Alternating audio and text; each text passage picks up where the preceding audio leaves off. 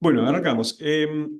La charla de hoy no la llamamos charla de Flickr o Chifli, porque cuando organizamos Chiflis tratamos de traer gente que sabe de lo que habla y no estamos seguros que este sea el caso.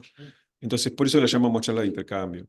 Porque, entonces, bueno, la idea es yo quiero contar mi experiencia con Julia. Yo hace 2 o 3 años que empecé a programar en lenguaje Julia, y básicamente la idea es contar lo que yo aprendí y cómo estoy cambiando mi forma de trabajar. Yo trabajaba casi siempre en C++, y ahora estoy prácticamente programando solo en Julia. Y bueno, compartir un poco esa experiencia con ustedes y, por un lado, animarlos a probar este lenguaje que para mí creo que está muy bueno, que es muy útil. Y además, bueno, también escuchar las opiniones. Acá hay gente que sabe mucho de C++ y de objetos, y bueno, intercambiar opiniones con ustedes al respecto. Así que bueno, por eso es que por eso le pusimos este título raro de charla de intercambio, pero bueno. Bueno, entonces, ¿por qué esto de objetos y clases no? Eh, un ejemplo que arranco, y con el cual después voy a retomar es, eh, yo quiero voy a mostrarles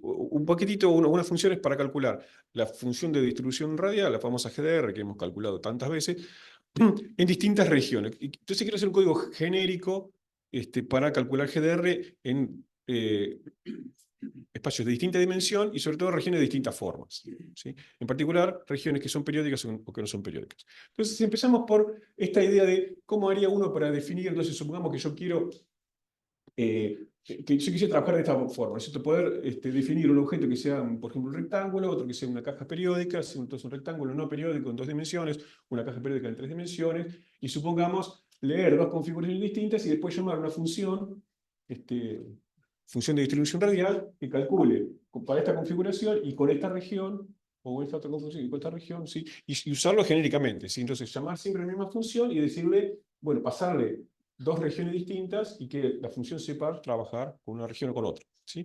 Esto en C++ uno lo puede hacer, eh, y lo que haría es, entonces, bueno, acá está, me equivoqué, acá no va al punto, sino va a la flechita, ¿no? Pero entonces, bueno, uno recibe un objeto, esta región, y uno llama a una región. Por ejemplo, quiero saber de qué dimensión es la región. Bueno, podría llamar un método, ¿sí? De dimension, que está definido dentro del objeto región. Entonces, eh, uno lo que haría en C++ es algo así, más o menos, ¿no es cierto? Tendría una clase base abstracta, donde uno define, por ejemplo, que todos los objetos del tipo región, uno va a tener una función que se llame dimensión, le voy a poder calcular el volumen, y voy a tener una función para calcular la distancia entre dos puntos dentro de esa región, ¿sí? Naturalmente, esto no lo, no lo puedo escribir en general. Tengo que saber, bueno, de cuántas dimensiones. Entonces, uno lo que hace es, tiene esta sintaxis en C++ para decir que esta función se llama virtual pura, y esto lo que quiere decir es que esta clase es abstracta, es decir, no se puede crear ningún objeto de esta clase, sino que se pueden crear objetos de alguna clase que sea hija, descendiente de la clase región, ¿sí? Y esto es porque no lo puedo implementar sin saber algo más acerca de la clase, ¿sí? Eh, pero lo que sí tengo que hacer es prever en la clase base que estos métodos van a existir, ¿sí? Y después, cuando defino un objeto, una clase hija, estoy obligado a implementarlos todos para que puedan crearse objetos de ese tipo, ¿sí? Si no, sigue siendo abstracto el tipo. Entonces, bueno, después uno podría crear, bueno, regiones no periódicas y regiones periódicas, cada uno con su forma de calcular distancia, en fin. Y bueno, en Julia, esta construcción, la clase no existe. El lenguaje no tiene la noción de clase. Entonces, cuando yo empecé a programar en Julia, bueno, me llamó la atención, cuando quise hacer algo parecido, me llamó la atención que no existieran las clases. Y empecé a leer, bueno, a ver cómo funciona Julia, cómo se hacen las cosas en Julia. Y bueno, descubrí que esto se puede hacer. Les voy a mostrar un ejemplo. Se puede hacer exactamente, digamos, obtener el mismo efecto, pero con una construcción que no pasa por clases. Entonces, bueno, eso es lo que quería compartirles, y yo le estoy encontrando algunas ventajas a esta otra forma de trabajar, así que bueno. Eh, la forma que funciona Julia, lo que dice la gente es, el paradigma es este multiple dispatch. Multiple dispatch no es una idea nueva, aparentemente apareció en este lenguaje ML ya en el año 78, y lo que se trata es que la función a la que uno va a llamar se elige por su nombre, por supuesto, pero además por los tipos de los argumentos. Eso es, hasta ahí sería como sobrecarga, digamos. El overloading que también está, por ejemplo, en C++. Pero es dinámico, o sea, no es... eh, el lenguaje lo elige la función dinámicamente, o sea, recién cuando tiene un objeto concreto para el cual va a llamar la función, ahí es donde se toma la decisión. O sea que es, ahí tiene un poco del polimorfismo, digamos, del efecto que en C++ logran las funciones virtuales, ¿sí? Porque según el objeto concreto sobre el cual estoy operando, voy a llamar a distintas funciones. Es algo que no lo sé al momento de compilarlo, sé en el momento de ejecución. Y por eso es esto de que es dinámico, ¿sí? Entonces, bueno, acá un ejemplo simple. Tengo una función genérica, esta función x, ¿sí? Y después f y otra función f, pero definida para argumentos enteros, ¿sí? Entonces, si llamo a un f con un 4, que es un entero, me devuelve x al cuadrado, si no, me devuelve exactamente el argumento, que ni siquiera tiene por qué ser un número, ¿sí? X es una cosa completamente general, ¿sí? Entonces es como una mezcla de sobrecarga y un poco con templates, porque además el compilador, porque si bien el Julia es un lenguaje interactivo, es un lenguaje compilado, porque las funciones a medida que se van necesitando, se van compilando, ¿sí? Cuando yo llamo una función, primero se compila y después se ejecuta, ¿sí? Pero además, el código no es genérico, digamos, quiero decir, lo que yo escribí sí es genérico, ¿no? Yo escribo esta f de x, por ejemplo. Pero el compilador, a medida que yo voy llamando a la función para distintos argumentos, va generando distintas funciones, ¿sí? Entonces, hay una mezcla, esto tiene un poco de los templates de C++ también. Entonces, acá, bueno, acá se ve claramente, después le muestro otro ejemplo, acá se ve claro porque las funciones efectivamente son distintas. Pero, por ejemplo, acá si yo llamo, este es el código que generó para la FD4 y este es el código que generó para FD4.0. No es muy relevante esto, yo no lo entiendo del todo, pero es una especie de assembler genérico, pero sí para ver que, bueno, efectivamente el código es distinto, ¿sí? Bueno, acá igual es medio trivial porque yo escribí también dos funciones distintas, ¿sí? Pero vamos a ver que, aunque la función a este nivel sea igual, ¿sí? Aunque yo no cambie la definición, a este nivel a veces el compilador va a generar código distinto porque va a poder optimizar para distintos tipos de argumentos. Sí. Al momento de generar la definición de la función según el argumento, ¿eso lo hace muy al principio, digamos, de la ejecución del programa? No, ¿Lo hace tiempo a tiempo? No, lo hace cuando vos la llamás. Si vos llamás a f de, por ejemplo, llamás f con un entero y nunca antes se llamó, en ese momento se compila. Bueno, quiero decir, no es que se compila cada vez que la llamás. La primera vez que la llamás se compila y después se vuelve. Sí, sí. Sí, sí. Bueno, y la compilación, bueno, es esto, es al momento de utilizar, si se compila, por supuesto, lo repito, si ya está compilada se usa, pero se va generando, y se va generando así porque los tipos son siempre dinámicos. O sea, en Julia las variables no tienen tipo, lo que tiene tipo son los objetos. ¿Sí? Entonces, no existe f de x es una variable, no. Cuando me des el objeto, ahora sé qué tipo va a tener, ¿sí? Tipo de modelo de memoria estilo Python. Hasta donde yo sé Python, sí, es estilo Python. Creo que es muy similar. No te puedo asegurar que sea igual, pero es muy similar. Eh, pero bueno, ahora hago un comentario sobre eso, pero es importante hacer esta aclaración sobre los tipos. Los objetos tienen un tipo, pero en Julia los tipos están siempre metidos dentro de una jerarquía, ¿sí? Entonces, en C++ uno tiene jerarquías de clases y después tiene objetos que están un poco aparte, ¿no? Los enteros, los floats están aparte. Acá en Julia todo está dentro de la jerarquía de tipos, que uno la puede explorar, son un montón de tipos, pero una forma de explorarla es con esta función supertype. Entonces float64 es el float, el double, digamos, de C, supertype, esto es simplemente otra forma de llamar a la función print, ¿no? Entonces, esto es print supertype de float, y me dice quién es el tipo que está encima. Bueno, es abstract float, ¿sí? Hay un tipo. Después, por encima de eso están un tipo que es real, números reales.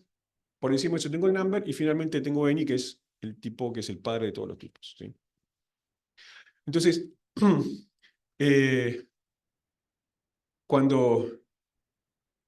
como yo tengo esta jerarquía de tipos, cuando yo defino estas funciones y digo, este X, no hace falta que yo diga, acá pongo un tipo concreto. Por ejemplo, puedo tener un real. Real puede ser un entero, puede ser un float 16, ¿sí? O sea, un float de 64. ¿Sí? Entonces, acá puedo poner un tipo abstracto, ¿sí? Un tipo de estos que están acá arriba, y entonces me da mucha más flexibilidad, porque cuando el compilador, cuando yo digo f de 4 o f de 4 puntos, bueno, en los dos casos corresponde a esta función, sí. O sea, puedo entrar ahí a un nivel de la jerarquía y la función interpreta que la función puede ser ese o todo lo que esté abajo de eso. O para abajo, exacto, sí. Sí, sí. Y bueno, entonces acá se ve, acá me dio x cuadrado, y acá usó esta otra función, ¿sí? Esto es un comentario un poco entre paréntesis, pero quizás para entender la cuestión de las variables en Julia, y entiendo que en Python también, conviene olvidarse un poco de la noción de variable que tenemos de Fortran o de C, donde la variable es un nombre que se asocia a una posición de memoria y donde en esa variable se guarda información. Acá la variable en realidad es un símbolo. Entonces están por un lado los símbolos y por otro lado los objetos. Cuando yo hago esto, la asignación, estoy diciendo el símbolo A apunta al objeto 1. ¿Sí? Y cuando hago B igual a, estoy diciendo el símbolo B apunta, y cuando está a la derecha del igual, ya A no es el símbolo, sino que es el objeto al cual estoy apuntando. ¿Sí? Entonces, acá funciona como uno espera, digamos. Esta opción, ¿no es cierto? A es igual a 1, B es igual a, es como si se hubiera copiado, ¿sí? Pero en realidad no es que, no es que se copió, simplemente que los dos apuntaban al mismo símbolo antes, ¿sí? Y después, cuando volví a asignar, ahora este A apunta a al mismo objeto, perdón. Ahora el símbolo A apunta a otro objeto porque construí, dice A más 1, ¿sí? El 1 más 1, construí otro objeto y apunté a ese otro objeto, ¿sí? Acá, cuando tengo objetos complejos como un vector, ¿sí? Fíjense, acá tengo un vector que es 1, 2, 3, ¿sí? Y tengo dos símbolos, C y B, que están apuntando al mismo objeto, ¿sí? Y si ven acá los objetos, yo voy modificando el vector, y B y C siguen apuntando a lo mismo, porque en ningún lugar, en ningún momento cambio a quién apunta B y a quién apunta C. Simplemente, por ejemplo, acá digo B de 3 más igual a 1. El tercer objeto del vector, sí lo reemplacé, sí, lo mandé a apuntar al otro lado, ¿sí? Pero C y B siguen apuntando al mismo. En cambio D, fíjense que D quedó por su lado. D quedó apuntando al objeto que antiguamente era B de 3, ¿sí? Entonces, yo al principio pensé, lo pienso como si fueran punteros en C, pero no, así tampoco funciona, ¿sí? Perdón. Sí. O sea, que cuando vos cambias de 3, se cambia. Se quedó asignado a B. Claro, porque o sea, lo que cambia es este objeto vector, que tiene dos nombres, ¿sí? Entonces, bueno, sí, cambió uno cuando uno cambió uno. Si yo quiero que C sea otro vector igual a este, tengo que pedir explícitamente hacer una copia, si la función copy, copiámelo y apuntame a este otro objeto, ¿sí?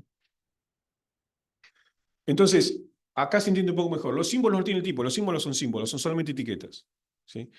Entonces, lo que tiene tipo son los objetos. Cuando yo digo, uso esta construcción, por ejemplo, en el argumento de la función, lo que estoy diciendo es, no es que A es un tipo real, sino que quiero usar A solamente para apuntar a objetos de tipo real, ¿sí? Vos podés tener entonces muchos objetos, muchísimos objetos y dos de B y C. Vos podés crear constantemente, ¿no? Porque vos Sí, lo que pasa es que cuando los objetos, si no tienen etiquetas, se pierden, se pierde. Okay. Desaparecen, ¿no? Ese es el garbage collection, ¿no? Cuando nadie apunta al objeto, como no se puede usar más, el compilador los va borrando en algún momento, ¿sí? Pero sí, conceptualmente es como eso. Y conceptualmente el 2 es un objeto, digamos, si A vale 2 y B vale 2, en realidad son dos, hay un solo objeto 2 en el universo. Ahí hay dos etiquetas que apuntan al mismo lugar. ¿Sí? La implementación obviamente no es así porque no conviene, pero digamos, funciona como si pasara eso. Punteros, vos dijiste que no son como punteros. Depende, a veces, en algún sentido sí son como punteros, pero digamos, si querés se parecen más a punteros que a variables.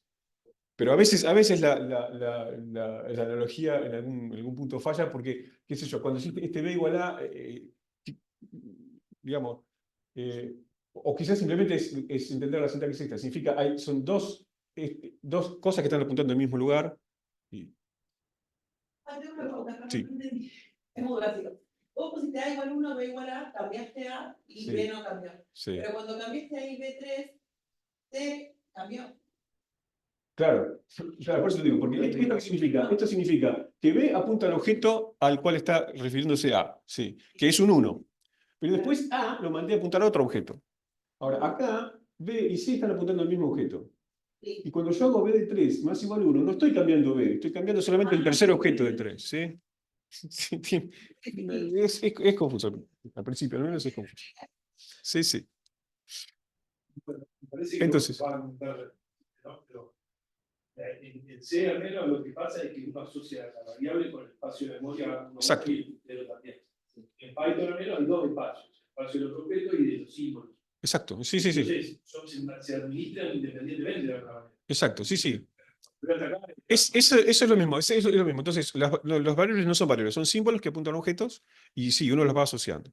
Lo único que tiene es que es lo mismo que pasa en Lisp.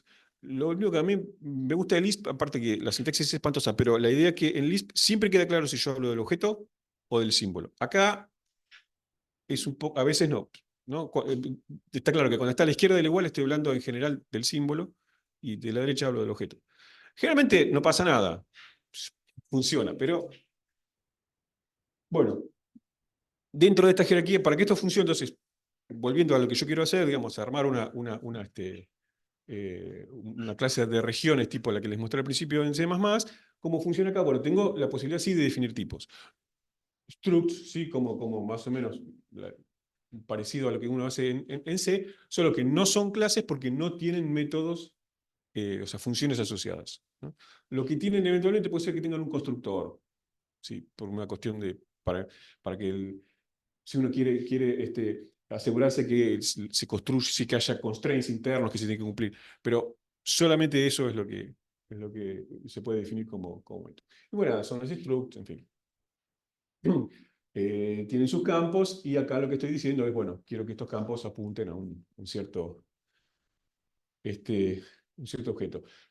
Y lo que puedo hacer, la forma de armar, entonces cuando hice esto, estoy creando un tipo nuevo, ¿sí? Así nomás, este tipo desciende de any, por defecto. Pero si yo quiero hacer la jerarquía, la puedo hacer. Y puedo decir explícitamente, por ejemplo, esta estructura, con esta especie de flechita, es hija de periodic region. Y así voy armando la estructura, ¿sí? es hija, es herencia. Bueno, es herencia, pero solamente en el sentido de, sí, no sé si llamarlo herencia, de que, en el sentido de que un periodic hypercube también es un objeto de periodic region. Pero fíjate que los abstract types no tienen nada, están siempre vacíos. O sea, es como que esto creo que lo hicieron así por una cuestión de eficiencia en la implementación. Podría ser, pero en la práctica, no sé si no lo han cambiado. Estaban creo que discutiendo de cambiarlo en las últimas versiones, pero cuando yo al menos entré acá, si vos querés un objeto que pueda tener descendientes, tiene que ser abstracto y tiene que estar vacío. Entonces es solamente ubicarte en el árbol lo que te hace eso. Entonces sí, es herencia, pero lo que se hereda es el nombre, básicamente. Un tipo que tiene una estructura. Cuando no periodic region, sí que viene de la región, esa estructura que viene de región, la tenés disponible y agregás cosas en un periodic region o le agregás otras cosas. No le heredaste el nombre, porque fíjate que esto es el region, está vacío. No tiene datos. Ok, pero ¿sí? efectivamente en algún momento lo vas a declarar, pero no sé para qué vas a declarar. Nunca vas a declarar un tipo. Esto viene a ser como un tipo abstracto. Nunca vas a declarar, ¿no? Como si lo hubieras puesto en una virtual pura. Nunca vas a declarar un objeto del tipo region. Los objetos van a ser del tipo hypercube, qué sé yo. Pero cuando yo, en un argumento de una función, digo region, me va a agarrar cualquiera de todos ellos. Por eso digo que se hereda el nombre, básicamente. ¿Sí? Sí, sí, sí. No tiene nada para heredar porque está vacío. El último, Por eso se hereda. ¿cuál? No tiene nada para heredar, diferencia porque no hay nada para heredar. Bueno, no, está bien, por eso, bueno, pues persiste el nombre, digamos, ¿sí? Hereda el nombre, hereda su posición dentro de esa jerarquía. Entonces, bueno, nada, estos tipos abstractos son justamente porque no tienen instancias. Un comentario sobre los tipos abstractos es, generalmente cuando uno se refiere a un tipo abstracto, cuando uno se refiere a un tipo abstracto en el argumento de una función, en realidad lo que está diciendo es, yo quiero que este argumento se pueda usar solamente con objetos concretos que vengan de ahí para abajo, ¿sí? Ahora, hay que tener un cuidado acá cuando uno define structs con tipos abstractos, ¿sí? Porque estas dos cosas significan dos cosas distintas. De paso introduzco la notación de tipo template, digamos. Esto que está arriba, estoy diciendo, acá estoy armando un struct donde este X puede ser cualquiera de los objetos que vengan de la jerarquía number. Acá digo lo mismo, pero la diferencia que estoy, no, acá estoy diciendo, este es de tipo T, donde T tiene que ser hijo de number, ¿sí? Pero la diferencia que estoy diciendo es cuando yo creo el objeto, este va a poder ir cambiando y va a poder ser cualquier number. O sea, puedo crear un objeto de tipo S1 que tenga un entero y después puede tener un float y después puede ¿sí? En cambio no, en realidad lo que estoy creando acá es una familia de tipos, ¿sí? Donde una vez que creo un S2, el S2 tiene un real y después va a ser toda su vida float, digamos, o toda su vida, ¿sí? Y eso lo que cambia es en lo eficiente que puede ser el código. Porque acá hago dos funciones que hacen lo mismo, simplemente suman, ¿no es cierto? Le van sumando dos a un objeto de estos, pero si el objeto es genérico, el compilador no sabe, o sea, tiene que generar código que sea capaz de trabajar con todos los objetos posibles de ese tipo, ¿sí? Mientras que en este otro caso, ya el tipo está dado y no va a cambiar nunca más, entonces el compilador puede hacer cosas más eficientes. Y fíjese la diferencia, más allá de la diferencia en tiempo, que por ahí son tiempos tan cortos que no es muy significativo, pero se ve acá la diferencia en el manejo de memoria, ¿sí? Acá creó el objeto una vez y después lo usó todas las veces que hizo falta, 10.000 veces, no sé cuántas eran. Acá, bueno, tuvo que hacer, no sé bien qué hizo, pero eso, evidentemente, cosas mucho más complicadas, ¿sí? Bueno, entonces esto lo digo porque es un error que yo he cometido alguna vez, de definir las cosas así, cuando hay que definir un template, y eso, obviamente, si es una simulación o si es una cosa que se repite mucho, es muchísimo el tiempo que puede cambiar. Sí, sí, sí, hay mucha diferencia igual. Pero bueno, igual que eso, son tiempos cortitos, viste, que por ahí no están bien medidos. Pero igual seguro que esto va a llevar tiempo a la larga, va a llevar mucho. Bueno, entonces vamos a ver algún ejemplo de... al menos estos dos ejemplos seguro que voy a tener tiempo de contarles, eventualmente hacemos un tercero. Vamos a empezar con la región, que sería cómo hago en Julia esa misma idea que insinuamos ahí hasta el principio en C++.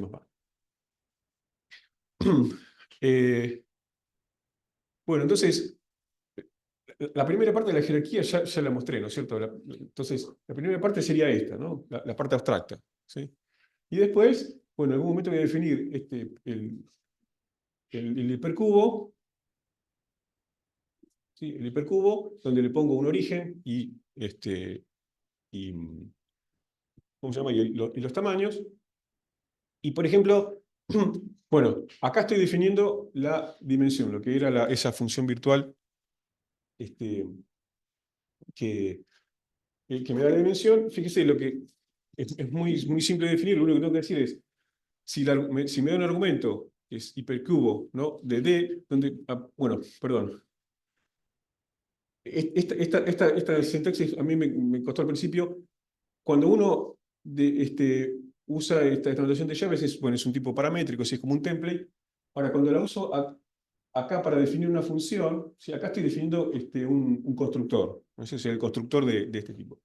Entonces, tengo que ponerle la llave acá, pero si lo dejo el D ahí solo es un error. Tengo que explicar que eso es el argumento de un template de una forma, y la forma de hacerlo es where_d, ¿sí? Se dice esto porque uno puede decir where_d, eventualmente puede condicionar esto diciendo que sea hijo, subtipo de alguna de alguna cosa, ¿sí? Pero entonces, acá me mandan un hipercubo de D, y bueno, ¿cuál es la dimensión de eso? Y es D, ¿no? D lo voy a usar para decir cuál es la dimensión. Entonces, esto es simplemente ahí definir la función, y esto es, digamos, esto es lo que hubiera sido una función virtual en C++, porque depende de qué objeto, dinámicamente, de qué objeto le estoy mandando. Bueno, acá no tengo que aclararlo porque ya, por defecto, es como si fueran todas virtuales las funciones, digamos.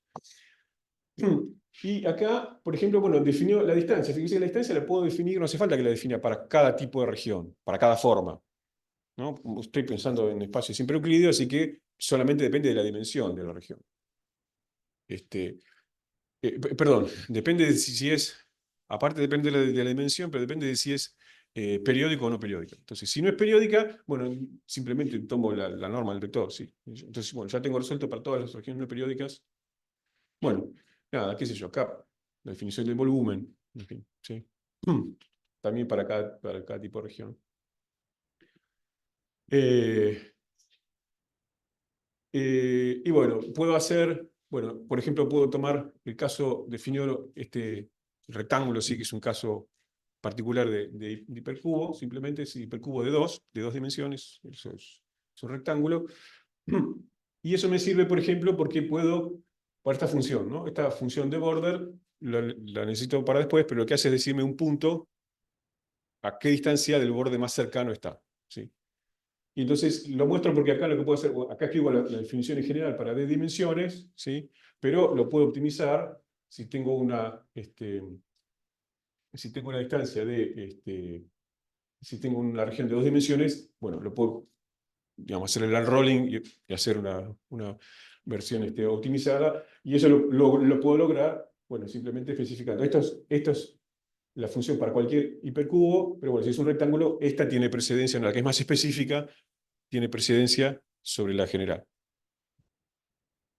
¿Sí? O sea, si yo tengo un hipercubo de 3 dimensiones, llamo a la función de border, va a llamar a esta. Pero si tengo uno de 2 dimensiones, ¿no? Va a usar esta, que es una función más específica. Esa precedencia está en la jerarquía. Sí. Está en la jerarquía de los tipos, sí. Está en la jerarquía de los tipos, y en el hecho de que, y si no me equivoco, en el hecho de que esta es. Acá hay un template, digamos, y acá hay algo que no tiene un template. Sí, pero un poco o sea, cuanto más específica es, primero se prueba la más específica y después. Bueno, o sea que hasta acá, digamos, se entiende que puede hacer lo mismo. Digamos, a mí me resulta más simple, pero bueno, siempre dice una cosa muy parecida, solamente que a las funciones las tengo por afuera de las clases, y cada vez que tengo que llamar a la función, bueno, el primer argumento será el objeto, ¿no? En lugar de hacer objeto punto, llamo y pongo el objeto como primero. Eh, la ventaja que tengo acá en cuanto a simplicidad, al menos mientras uno está desarrollando las cosas, es no hace falta que hacer de golpe toda la estructura, ¿no? Con todas las funciones para poder ir implementando de a poco los objetos, implementando las funciones que necesito.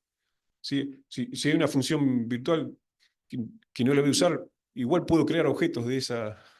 Puedo crear objetos concretos. Después, cuando vaya a llamar a esa función, y el compilador me dice, che, esto acá no existe esta función, no sé qué hacer. Pero puedo probar, puedo empezar a funcionar aún sin implementarlas todas.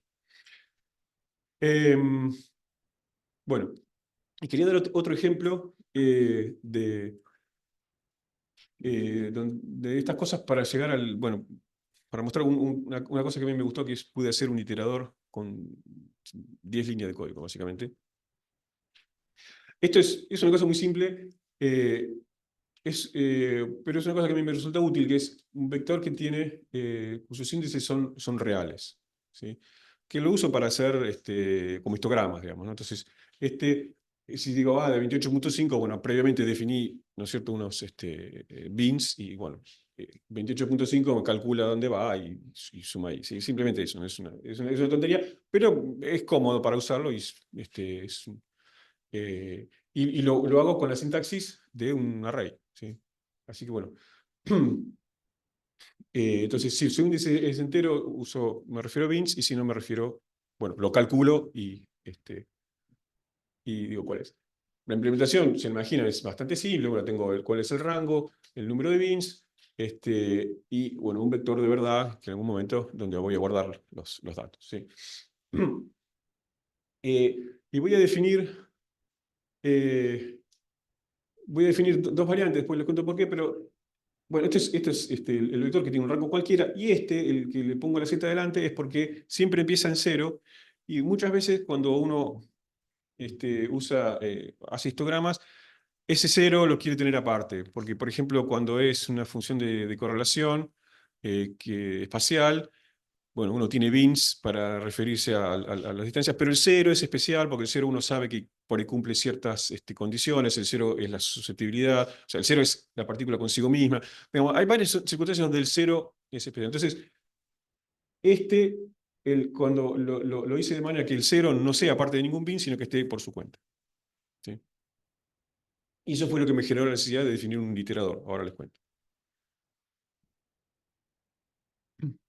Bueno, entonces, por ejemplo, con estas 4 funciones uno define el objeto que funciona como un vector. ¿Sí? O sea, la función, cuando yo hago A y pongo entre corchetes algo, lo que hace el lenguaje es llamar a getIndex o a setIndex. ¿Sí? GetIndex si es para leer y setIndex si estoy escribiendo sobre el objeto. ¿Sí?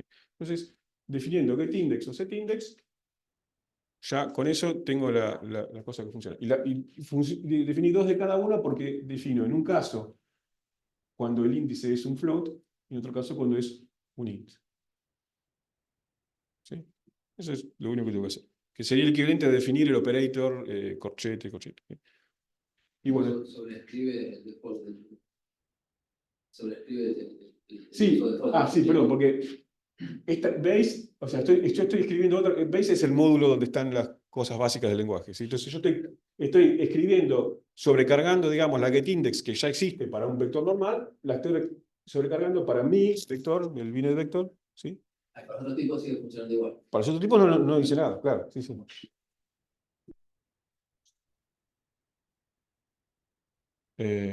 Bueno, entonces nada, en un caso calculo el bin, ¿sí? Y en otro caso simplemente voy al data del número. ¿Sí? Donde el más 2 está porque uso el primero y el segundo para los outliers, pero bueno. Entonces, bueno, tengo esto, en algún momento uno va a querer recorrer todos los bins y ver qué valores tiene, entonces lo que uno puede hacer es generarse un rangos. ¿Sí? Entonces, acá en el lenguaje uno genera este range, los objetos de tipo rango, ¿sí? Que sirven, por ejemplo, para iterar sobre, bueno, en este caso del 10 del 24, sí, soltando 2, ¿sí? Entonces,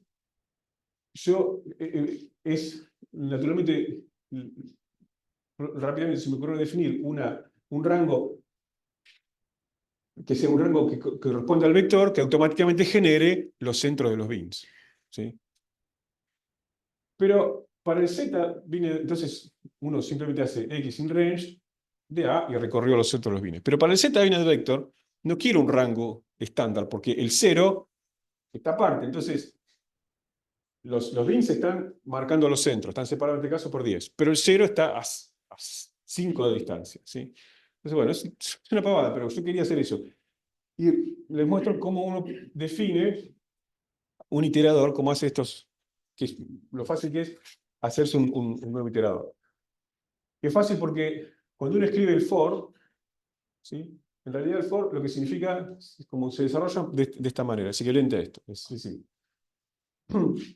Se crea el primer objeto iterador, ¿sí? Y después se hace un while, donde el nothing, que es como el void, ¿sí? un cero, digamos, ¿sí? Un objeto. El nothing indica que se terminó, que no hay más para editar, no hay más para seguir, y si hay para seguir, manda un par, ¿sí? Una tupla. Uno es el ítem, lo que tengo que yo usar, y después el state, que es con el cual voy a conseguir el nuevo, ¿sí? El siguiente. ¿Sí? Entonces, para un nuevo iterador, basta definir esencialmente estas dos funciones. El iterate de it, que es el que me da el primer elemento, y después este, que es el que me da el siguiente. ¿Sí? Después hay algunas funciones opcionales que ayudan al compilador para saber cuáles son la longitud y cuáles son los tiempos, ¿sí? Pero esencialmente, lo que mi iterador es esto, es este objeto, que tiene un rango estándar, ¿sí? Y donde lo que hago es, cuando me piden, la primera vez que me piden un iterador, devuelvo el 0, ¿sí? Y cuando me piden el siguiente, bueno, si lo que apenas si lo que mandé antes es un nothing, quiere decir que era el primero, entonces creo un nuevo iterador, un iterador estándar, ¿sí? Y si ya me está mandando un estado que no es un nothing, nada, devuelvo, sigo iterando con el iterador estándar, ¿sí? Y listo. Ya básicamente con eso funciona. Algunos de ustedes han definido un iterador en C++ y sabe que son más de 10 líneas de código, ¿sí? Está bien, los iteradores hacen más cosas en C++, porque son autónomos, ¿no es cierto? Funcionan como punteros. Pero, no sé, en mi experiencia, a mí realmente me alcanza esto y es mucho más fácil de hacer. Bueno, tengo un ratito más. Les cuento en tu caso brevemente el último ejemplo, pero en realidad, eh, simplemente las ideas ya están todas, así que no hace falta que las recorramos demasiado. Pero bueno, la GDR ustedes la conocen. La cuestión es que la GDR se puede estimar de distintas maneras según las condiciones las condiciones de borde son periódicas o no. Sí, básicamente uno lo que hace es el binning. Lo único que tiene que tener cuidado es que si las condiciones de borde no son periódicas, cuento los pares solamente hasta una distancia, sí, hasta el borde más cercano, ¿sí? Porque si no, cometo un bias porque estoy mirando, ¿no es cierto?, muy lejos de un lado y del otro lado no tengo objetos. Entonces, nada, usando esta misma idea, lo que hice fue, el código está, para el que lo quiera ver, está ahí en GitHub. Lo que hice fue definir digamos, una estructura, esta density correlation, donde uno le puede dar una región como argumento. Entonces, básicamente, uno lo que puede hacer es crear la región, crear el objeto density correlation con algún parámetro, ¿sí? El binning que uno quiere usar, y después simplemente uno puede iterar, le va dando de comer configuraciones, y al final esta otra función RDF devuelve la GDR, ¿sí? Y la forma en que funciona esto es básicamente usando esto del multiple dispatch. Acá tengo el tipo genérico, es para cualquier región, pero después lo que uno hace es definir concretamente esta parte que es la que arma los histogramas, digamos. Esto lo defino para... Acá estoy diciendo, es para un tipo, el primer argumento es un tipo de density correlation de R, pero no cualquiera de R, sino de R que sea una región periódica, ¿sí? Entonces, en las regiones periódicas lo que hago es simplemente iterar sobre todos los pares, ¿sí? Mientras que si la región no es periódica, acá tengo otra función, pero acá estoy diciendo que R tiene que ser región no periódica. Bueno, acá no itero sobre todos los pares. Primero me voy a fijar si tengo la distancia del borde, me fijo si me estoy pasando o no me estoy pasando, ¿sí? Y de esta manera tengo... Y estas dos cosas son genéricas para, ¿no es cierto? Bueno, tuve que hacer dos, pero después puedo definir regiones que son de 2, 3, las dimensiones que sean, ¿sí? Y bueno, mencionemos un truquito. Acá, por ejemplo, tengo dos funciones que me dicen, ¿no? Calculan el volumen de un casquete esférico en 2 o en 3 dimensiones, ¿sí? Entonces, el tercer argumento me dice en qué dimensión estoy, ¿sí? Ahora, el truco es que el tercer argumento no es un símbolo, sino que es un tipo, ¿sí?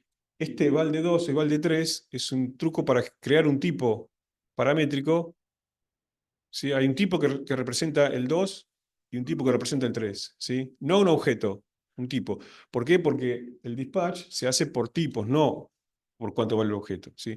Entonces, de esta forma, hay que tener cuidado porque a veces por ahí es peor hacer esto que hacer que el if, pero si yo acá tuviera un símbolo que me dice si la dimensión, tendría que poner acá un if, ¿no es cierto? Es decir, si vale 2, si vale 3, si vale 4, lo que sea. Acá eso no lo tengo que hacer porque el compilador, cuando genere el código para todo esto, va a ver que acá está llamado esta función con este tipo, que el principio, cuando, cuando yo la estoy, cuando yo llamo a esta función, lo llamo con un tipo concreto. Entonces, esta cantidad, el compilador puede saber que es un 2 o un 3, ¿sí?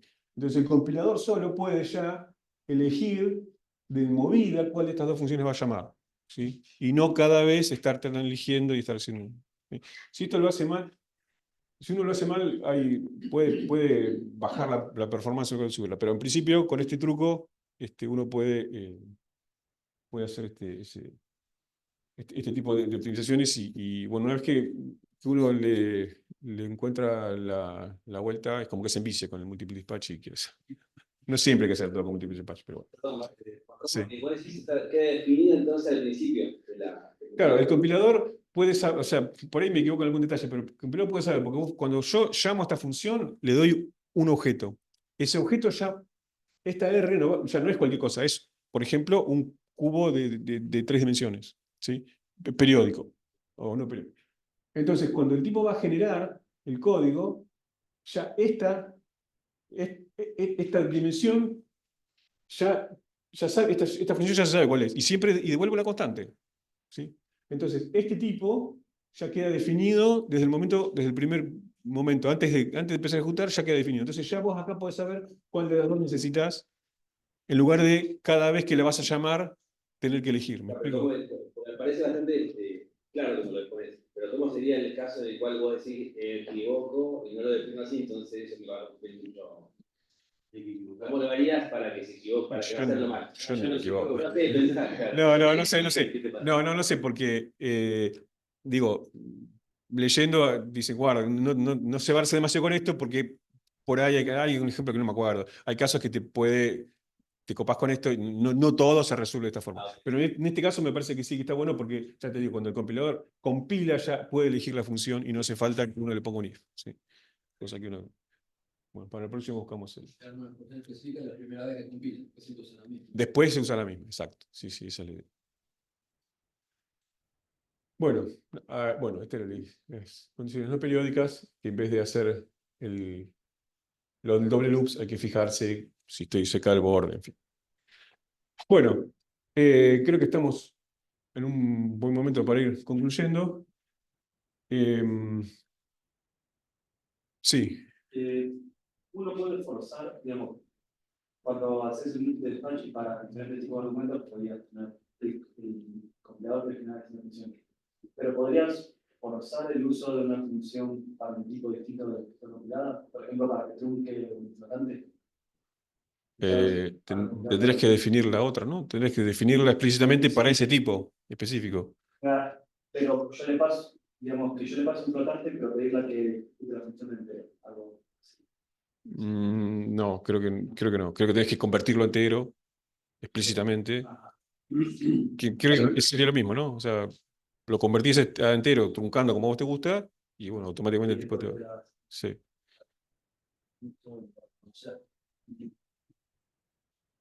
Bueno, entonces, hasta en mi experiencia, este paradigma que se llama multiple dispatch, que podríamos llamarlo de sobrecarga con tipos dinámicos, hasta donde yo he visto, permite el mismo tipo de tratamientos que el paradigma de orientado a objetos, que es con clases más instancias, con algunas ventajas para mí en cuanto a simplicidad.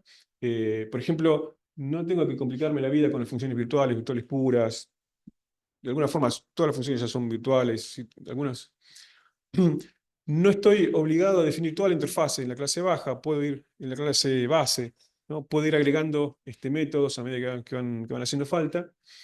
Me puedo enganchar más fácil a una jerarquía que es ajena, bueno, como el ejemplo que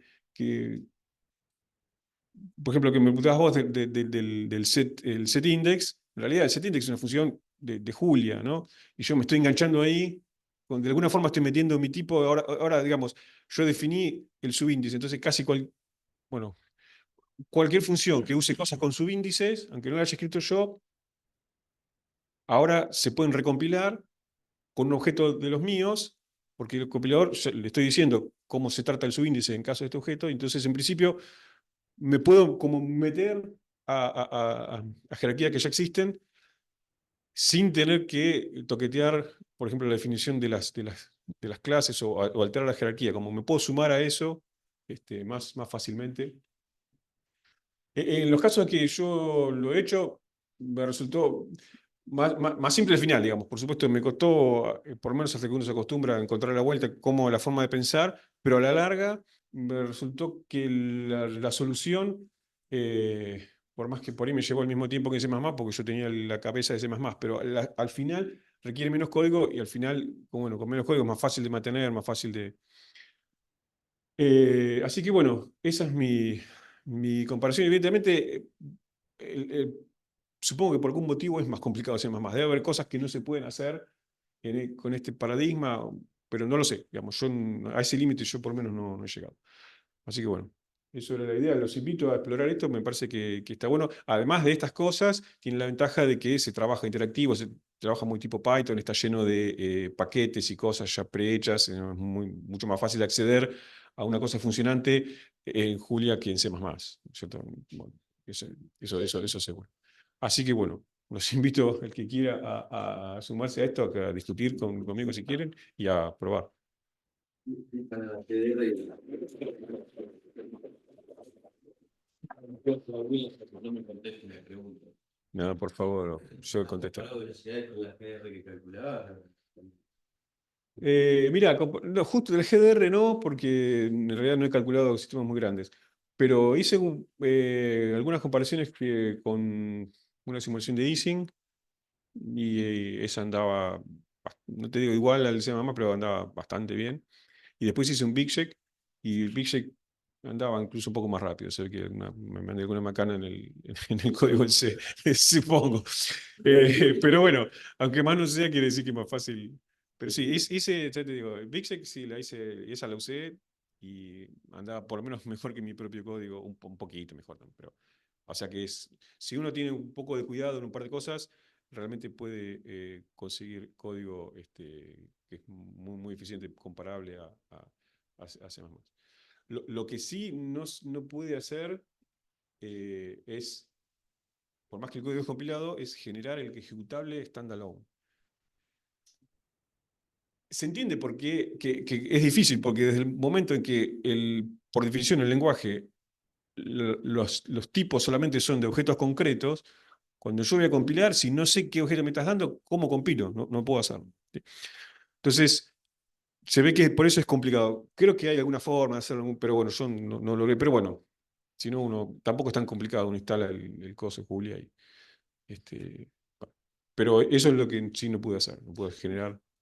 Pero después que entendí que los tipos no son de las variables, porque no hay variables, sino que son de los objetos, claro, bueno, ahí evidentemente. El ejecutable flexible. Claro, qué sé yo, no sé, tenés que de alguna forma predefinir los objetos que vas a usar, acotarlo, pero bueno, eso no. Sí.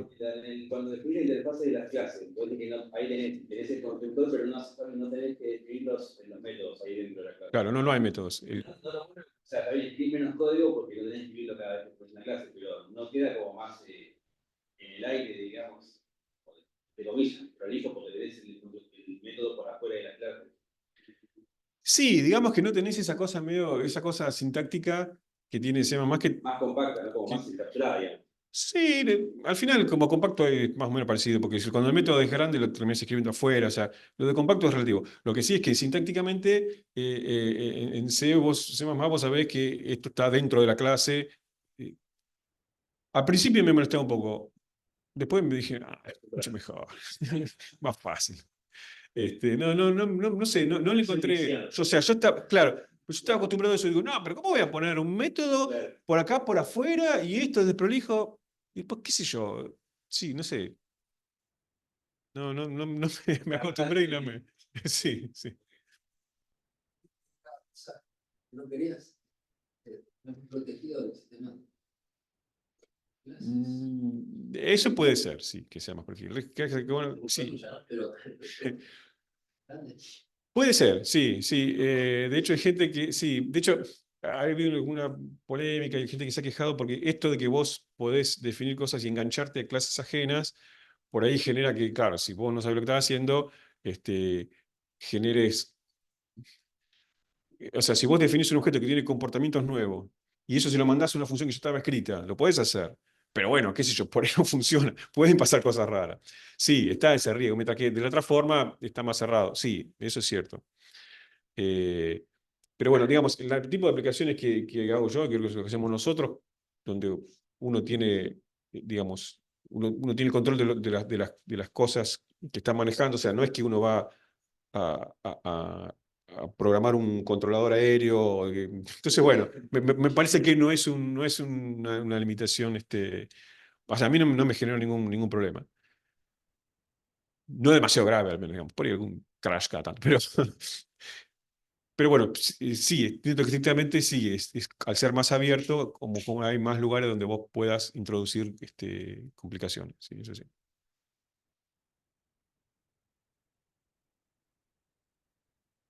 Bueno, esta es una apreciación así, me gustaría saber tu opinión, porque lo que mostraste acá es que se puede hacer con C++, con Python, lo puede hacer con Julia sin el concepto de clase.